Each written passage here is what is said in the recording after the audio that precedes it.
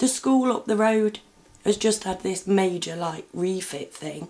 It's like bleeding cold. It's in there now. Absolutely awful place to be. All the doors have got locks on them. Like this key fob lock thing. Inside. So you can't get around inside the building without one of these key fobs. Children can't freely walk around their own building unless somebody lets them through. That's bleeding prison shit. That's not how to treat children. These children are going to grow up with a warped life perspective. They're going to grow up with more limitations than ever we had. And this is our future we're doing this to. These are the people who are going to be responsible for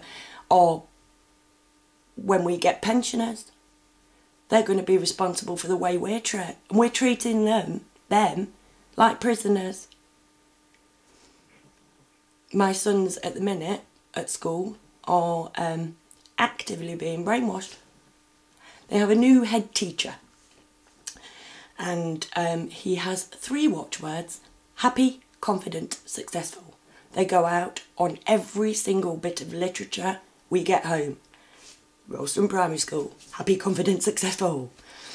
And in assembly he just goes over happy, confident, successful, happy, confident, successful. Now I don't want those watchwords implanted into my sons' heads. They already have stuck in because we constantly we make little jokes about it and stuff, because I don't know how to counteract it as it's happening, except for telling them that it's what's happening to them.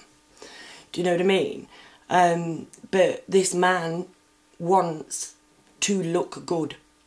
He wants to have results. He wants his statistics to be positive.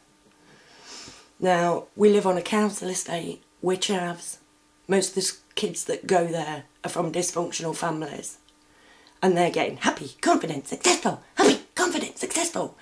Now what's that going to do to a child's head when they're sitting there going, well, I'm not happy, I'm not confident, I definitely ain't successful, because there's no jobs left, because everybody's had to cut back because of a credit crunch to pay for the war, although we'd never say that, we'd blame it on the disabled people.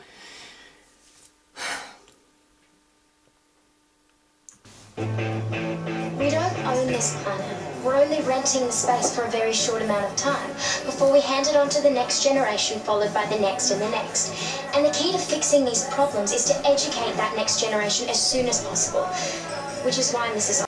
We need to inject some sense into this world. Now, I had a mild falling out with my mother recently. And because my stepfather badgers me, sits and moans about effing well everything when they come round, I answered him back. And then my mum said to me on the phone next time, I don't think I'm coming round again, because every time I come round you're on about numbers. I don't give a shit about the Queen. As long as I can pay my council tax, I'm all right.